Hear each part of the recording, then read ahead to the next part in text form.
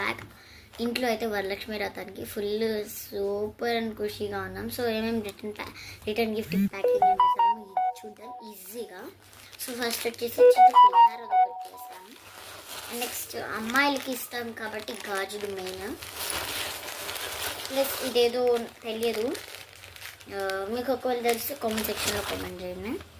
Bananas 2 and 2 తమలపాకులు. అంతే, మనం ఇదంతా ప్యాకింగ్. మా ఇంట్లో హడావిడుతుంది చూద్దాం. మా దేవతని మీరు కూడా మొక్కాలి కదా, రండి.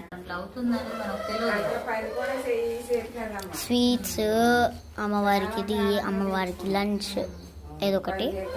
అండ్ ఇవన్నీ ఫుడ్ ఐటమ్స్. అండ్ ఇక్కడ 2 గిఫ్ట్ ప్యాకెట్స్. మంచిగా ఉంటుంది, నీట్గా పద్ధతిగా క్లియర్గా, ఎవరి జోలికి పోదు, ఎవరి గురించి మాట్లాడదు, మంచిగా ఉంటుంది. మరి పెద్దల విషయంలో దేవుడికి ఏమైతుంది ఆ రోజు